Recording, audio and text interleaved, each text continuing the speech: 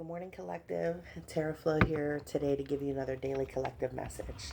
So today, for the cards, I'm actually going to use the Tarot the Curious Creatures. I love this deck. It's super quirky, little cute animals and stuff. So today is Monday, March 16th. And always remember, time is an illusion and energy is fluid. So this can reach you a week from today, a month from today, a year from today. The message is still going to resonate, okay? And if you feel like this message is going to resonate with you, please stay. And if not, you can scroll away at this time. So we're going to get into the cards. See what Spirit has for the collective today. Please take what resonates and leave what does not.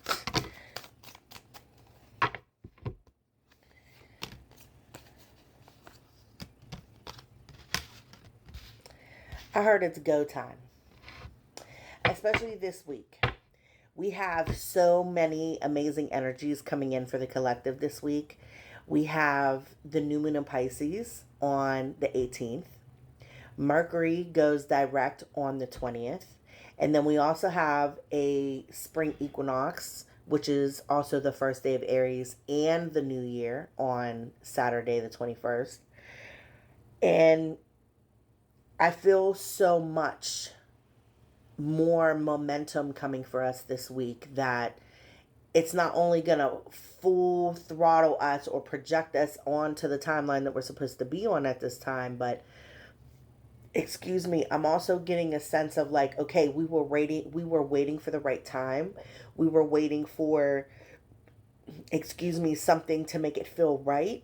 And Spirit is saying, okay, now's your time. Like this week is gonna be your window to move forward, your window to progress in a particular direction. This is gonna be like your green light for you to finally do what you've been planning, or maybe do what you've been hesitating to do. Especially since Mercury has been in retrograde, like it's been like halting us, and it's like, okay, we're ready, but then we have to stop. Okay, we have a plan, but then we need to further review, right? So it's like we have all this momentum, we have all this energy, and I think a lot of that is coming out of Aries season. Like Aries season is a boiling pot right now, and as we get closer and closer and closer to it, it's like we're gonna start feeling that heat, that passion, that momentum, that I need to get up and go type of energy, right? That's what Aries is about. And I feel like because we have all these crazy energies going on this week and we're finally moving out of Mercury retrograde, there's so much potential in the air right now. So your first two cards, you have the Fool and the Sun. I love this, right? This is like, and I did speak of this last week. I spoke of this last week with the go big or go home energy.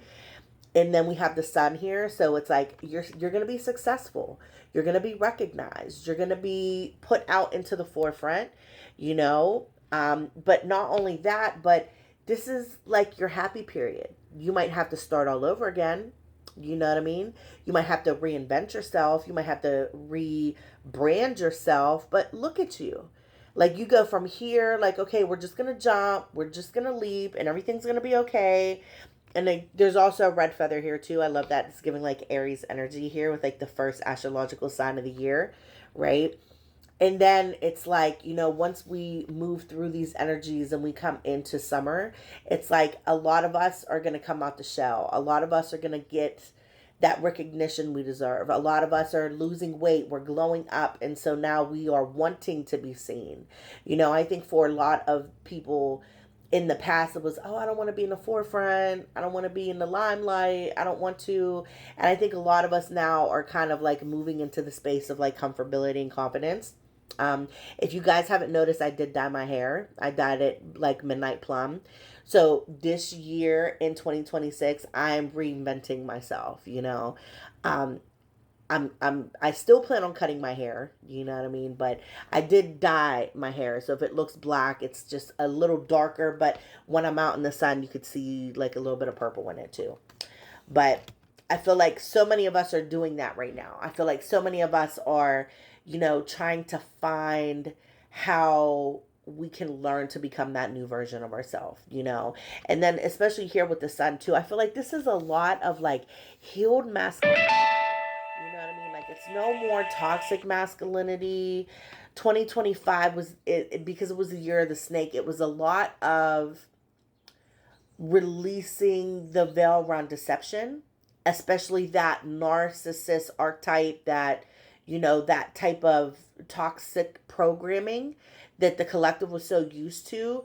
And now it's dissipated. You know what I mean? And so now I feel like maybe you in the past have dealt with a lot of toxic masculinity, and maybe it drove you to be hyper masculine, or maybe it drove you to, you know, something, whether you're a man or a woman, it's something about your masculinity that is being healed at this time, so you could be just a little more softer, a little more playful. You know, when we're talking about the difference between, you know, toxic masculinity versus divine masculinity, there is, like, you know, a certain amount of healing around your emotion to allow you to have more emotional intelligence, following your intuition, that type of thing, but also for you to become more in alignment with the things that you want, you know, especially here with the Fool, you know. And this is the Fool 2.0. So now this isn't just a new beginning, this is a new unfamiliar place, you know what I mean?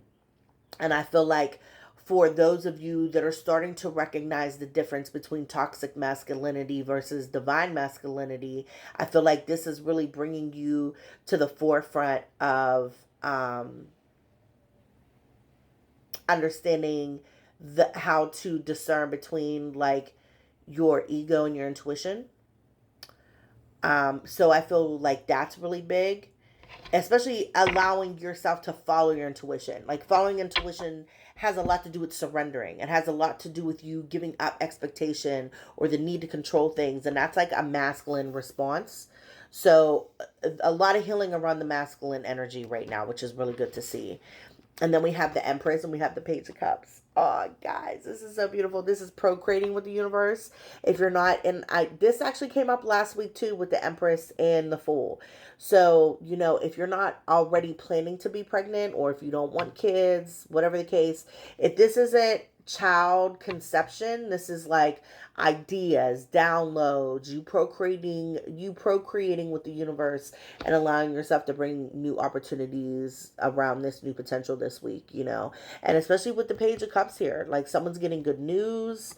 I feel like because we're closing out Mercury retrograde, there might be a need for an uncomfortable conversation where someone is needing to apologize to you, or you're needing to apologize to them, just to kind of clear the air and bring closure to it, whatever the case. And I feel like a lot of us, because this is giving Pisces energy, I feel like a lot of us doing the inner work during Pisces season is kind of giving us like a revelation, or like a breakthrough or aha moment, and realizing that, you know, we're not losing anything, we're gaining something in the end.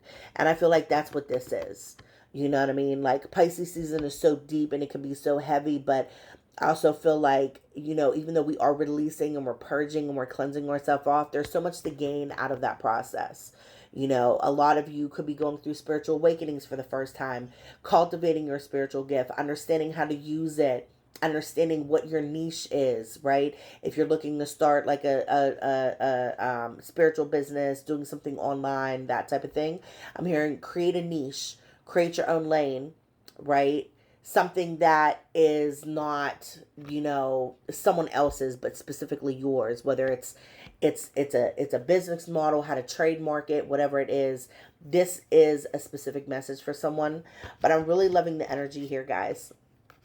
I'm loving it a lot. The Fool, the Sun, the Empress, and the Page of Cups. I love this energy a lot.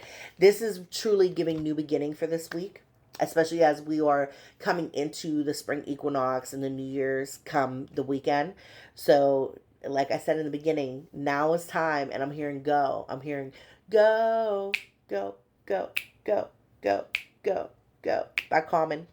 So that was your reading for today, guys. I hope this message resonated with you. And I just hope that whoever's going through a dark time right now, you're able to lift yourself out of it. If this resonated, please comment below. And I'm also leaving my info at the bottom so you can contact me for a personal reading. And as always, I'll catch you on the next one. Love you guys. Bye.